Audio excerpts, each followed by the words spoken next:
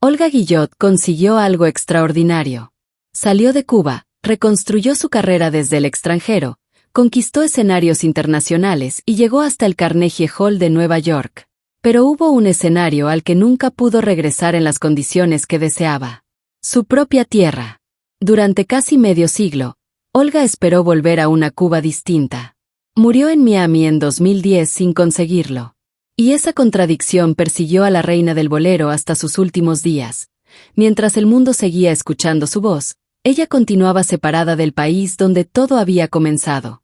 ¿Cómo puede alguien alcanzar una fama internacional y, al mismo tiempo, sentir que todavía le falta regresar al único lugar que realmente considera suyo?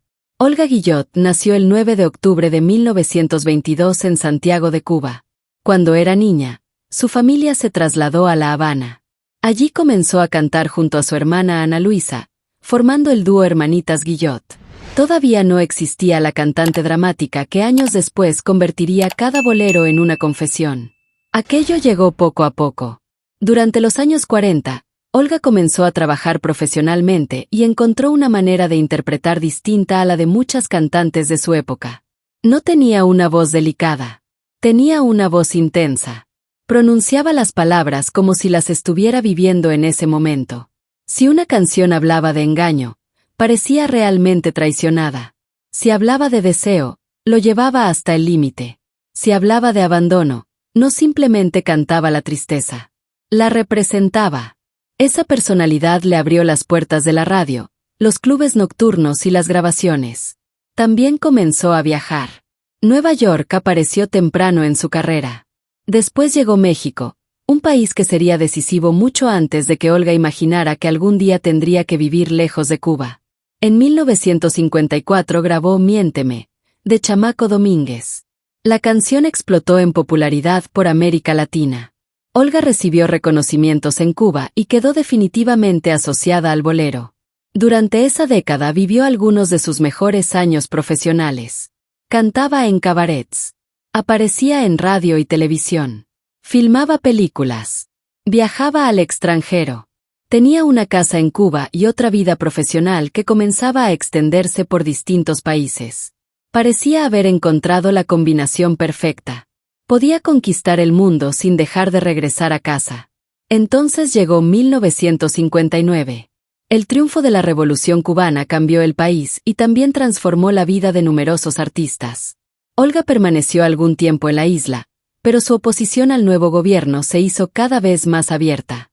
No quería adaptarse políticamente para conservar su posición. Tampoco estaba dispuesta a esconder lo que pensaba. En 1961 abandonó Cuba definitivamente.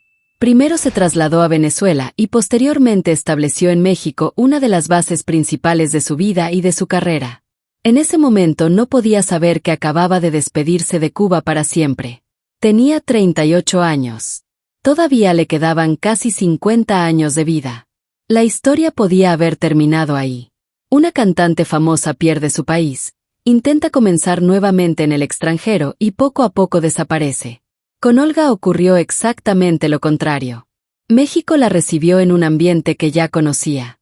No llegó como una desconocida. Había trabajado anteriormente en el país, tenía público y había interpretado canciones de compositores mexicanos. Ahora esa relación se volvió permanente. Olga grabó para sellos mexicanos, participó en cine y continuó construyendo un repertorio que mezclaba autores cubanos, mexicanos y latinoamericanos. Su manera de cantar se hizo todavía más reconocible. No necesitaba grandes movimientos ni escenografías. Podía permanecer frente a un micrófono y convertir una canción en un drama completo. Mientras Cuba quedaba cada vez más lejos físicamente, su carrera se expandía. En 1963 recibió en Hollywood un reconocimiento como intérprete de bolero. Un año después llegó uno de los momentos que definieron su dimensión internacional. En 1964 se presentó en el Carnegie Hall de Nueva York, convirtiéndose en una de las primeras grandes figuras latinas en encabezar una presentación de ese nivel en el prestigioso recinto. Para una mujer nacida en Santiago de Cuba que había comenzado cantando con su hermana, aquello representaba una consagración. Nueva York ya no era simplemente una ciudad donde intentaba grabar. Ahora la recibía como una estrella. Y todavía faltaba mucho. Olga siguió recorriendo América, Europa y Asia durante décadas. Actuó para públicos que quizá nunca habían estado en Cuba, pero conocían perfectamente canciones como Miénteme. El bolero le permitió algo que la política le había quitado: cruzar fronteras. Su carrera no dependía ya de un país ni de una estación de radio. Dependía de una voz que podía viajar en discos y presentaciones. La cantante exiliada comenzó a tener una vida internacional que probablemente habría sido difícil imaginar cuando salió de La Habana. Pero el éxito no resolvía todo. Cada reconocimiento llevaba escondida una ausencia. Olga podía regresar a México. Podía viajar a Nueva York. Podía presentarse en España o recorrer América Latina. Cuba seguía fuera de su vida. No porque hubiera dejado de sentirse cubana. Precisamente por lo contrario. Olga hizo de su identidad cubana una parte fundamental de su presencia pública.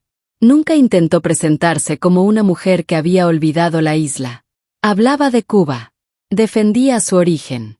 Y denunciaba abiertamente al gobierno de Fidel Castro. Con el paso de los años, esa postura se hizo inseparable de su figura. Olga no planteaba su regreso como unas vacaciones. Quería volver en condiciones políticas diferentes. Ese era el problema. Pasaban 10 años. Después 20. Después 30. Fidel Castro seguía gobernando. Y Olga seguía esperando. En el camino encontró a otra mujer que comprendía perfectamente lo que significaba esa espera. Celia Cruz. Celia también había abandonado Cuba después de la Revolución y había construido una carrera gigantesca fuera de la isla. Entre ambas existió una amistad profunda. No compartían únicamente música. Compartían una herida. Las dos podían presentarse ante miles de personas en cualquier parte del mundo y, aún así, no regresar a vivir al lugar donde habían nacido mientras permaneciera el sistema político que rechazaban. Cuando Celia murió en 2003, Olga perdió a una amiga a la que llegó a considerar como una hermana. También vio algo que inevitablemente debía afectarla. Celia había muerto sin volver a establecerse en Cuba. ¿Le esperaba a Olga el mismo destino? Ahora quiero preguntarte algo. Si después de 40 años lejos de tu país tuvieras la oportunidad de volver, pero bajo un gobierno que consideras responsable de tu exilio, ¿regresarías para pisar nuevamente tu tierra o mantendrías tu decisión hasta el final? Cuéntame qué habrías hecho tú en los comentarios. Y suscríbete si te interesan las historias reales detrás de las voces que acompañaron a varias generaciones. Olga continuó trabajando. Su carrera superó las 6 décadas. Grabó decenas de discos y mantuvo canciones como Miénteme, Tú me acostumbraste, Bravo, Soy lo prohibido y No dentro de un repertorio asociado para siempre con su manera de interpretar. También quedó ligada a México de una forma especialmente profunda. Allí encontró casa cuando Cuba dejó de ser una posibilidad.